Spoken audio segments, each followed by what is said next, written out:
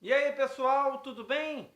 A dúvida de hoje sobre frequência cardíaca reside lá na zona alta, né?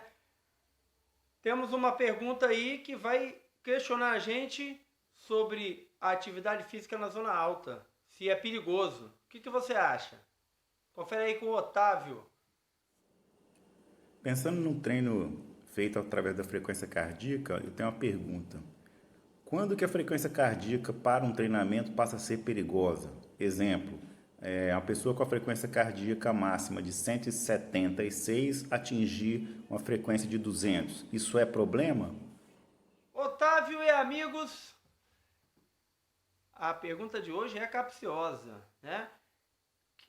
Quando a frequência cardíaca máxima torna-se perigosa? Primeiro a gente precisa é, chegar no ponto de entender a resposta fisiológica da frequência cardíaca frente aos desafios do dia a dia, né? Então a gente tem aumento de frequência quando a gente faz esforço físico, a gente tem aumento de frequência quando a gente é submetido a cargas elétricas, a gente tem aumento de frequência quando a gente se assusta, quando a gente se aborrece, né, sob descargas de adrenalina, momentos de emoção, de maneira que na nossa vida, no decorrer da nossa vida, a gente vai ser exposto a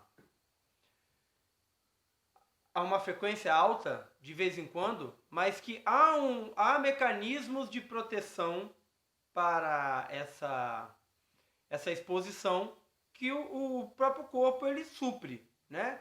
Seja pelas adrenalinas, epinefrinas que são liberadas, coisa que não acontece na atividade física, né? Quando a gente empurra o limite até a frequência alta, a gente não tem proteção fisiológica para isso. A gente não tem nenhuma substância que está nos protegendo. A gente só está impulsionando sob esforço máximo a frequência a subir, tá? Então, sabendo disso, a gente precisa primeiro ponto de partida para responder o Otávio quando que a frequência cardíaca ela torna-se perigosa.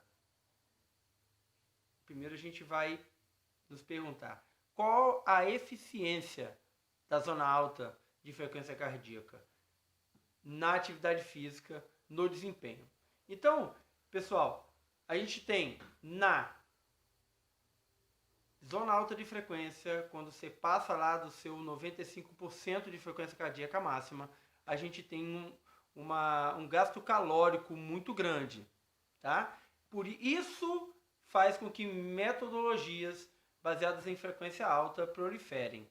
Porém, o combustível que a gente queima na frequência alta não é o combustível do emagrecimento. Tá? A gente depleta carboidratos, reservas de glicogênio e dessa maneira a gente tem uma queima rápida, mas a gente não, se não houver uma reposição, a gente até vai poder ser treinado, viabilizar outras fontes de combustível, mas geralmente não é o caso. Então, o que acontece quando a gente vai na zona alta, a gente depleta reservas de glicogênio e glicose sanguínea que demoram para ser recompostas, tá?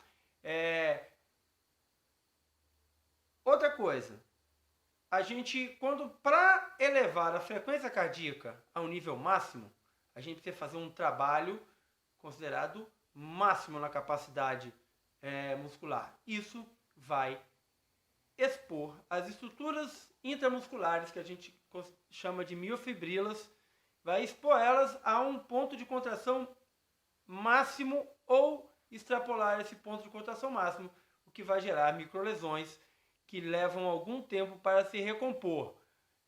O que traz para a gente que a atividade física em zona alta ela não pode ser em sessões consecutivas, porque a gente precisa respeitar o tempo de recuperação miofibrilar, onde ele recompõe a coordenação de força para só então refazer esforços de contração máxima ou submáxima, tá? Isso, então, a gente não vai usar frequência cardíaca alta em sessões subsequentes, né? Preconiza-se 48 horas de descanso entre sessões de zona alta de frequência cardíaca. Se a gente expõe a estrutura muscular a um esforço máximo, a gente também está levando as estruturas articulares envolvidas a um esforço máximo, né? A esforço máximo de carga, a esforço máximo de tração. E isso talvez leve um pouco mais de tempo para recompor do que as estruturas musculares. Então também há de se ter cuidado, porque a gente tem um parâmetro. Quando eu estou acima da média de frequência cardíaca, eu também estou acima do limite motor, acima do limite de utilização das alavancas que eu estou condicionado ou que eu estou preparado para fazer. Se eu elevo a requisição de intensidade, eu preciso também dar um descanso a esse sistema para que ele se recomponha. Sessões subsequentes de frequência alta vão gerar exposição contínua da estrutura muscular, exposição contínua da estrutura articular, que vai aumentar o risco de acidente, aumentar o risco de lesões envolvendo contrações extremas da musculatura, envolvendo fase excêntrica de contrações em estruturas musculares que estão muito concêntricas e as estruturas articulares que estão também expostas ao uso máximo, tá? O que mais que acontece quando a gente atinge zona alta de frequência? Quando a gente atinge zona alta de frequência, a gente gera muito metabólito. A gente trabalha lá no limiar de lactato e a gente tem uma série de metabólitos decorrentes dessa decomposição de combustíveis que vão ficar acumulados aí nos tecidos, na corrente sanguínea e no tecido muscular. E que também precisa de um tempo para se recompor. Olha, você vai começar a pensar se realmente existe uma maneira ótima de usar ou um benefício que a gente possa tirar. Quais são os benefícios de alcançar zonas altas de frequência? 2. 1. No caso da corrida, você experimentar a velocidade máxima ou estimular o alcançamento aí, a performance em velocidade máxima é um benefício. E o outro benefício é aumentar o limiar anaeróbico, impulsionando assim o seu metabolismo energético, tá? Temos benefícios, mas a gente tem uma maneira muito própria de administrar isso, porque ele vai requisitar muitas horas de descanso para sessões de frequência cardíaca máxima, tá? Então é um benefício pouco para um descanso longo. Temos autores que falam sobre frequência cardíaca máxima. Das opiniões mais recorrentes, a gente tem sempre a relação de frequência cardíaca máxima, pouca exposição de tempo. Então, mesmo nas metodologias que vão buscar a velocidade máxima, exposição à velocidade máxima, para ganho de velocidade máxima, para empurrar o limiar da velocidade máxima, curto espaço de tempo, né? Tem treinadores que preconizam 2 treinos de velocidade máxima a cada 15 dias. Ou seja, a exposição muscular, articular dessas alavancas 2 vezes a cada 15 dias. O que daria aí 6 a 7 dias de descanso entre essas sessões.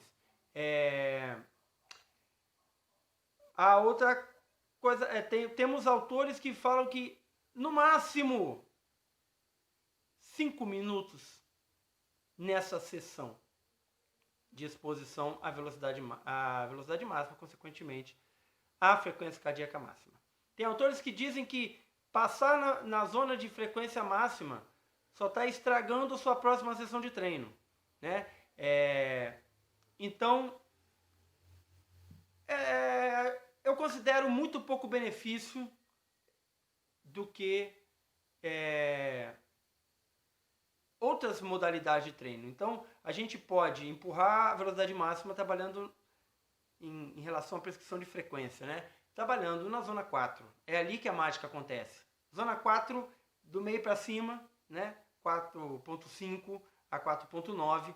É ali que a mágica metabólica acontece. É ali que a gente ganha velocidade, tá? E a gente consegue passar muito mais tempo na zona 4, ganhando velocidade, muito mais tempo experimentando velocidade, muito mais tempo otimizando via metabólica do que em treinos de exposição curta de zona 5.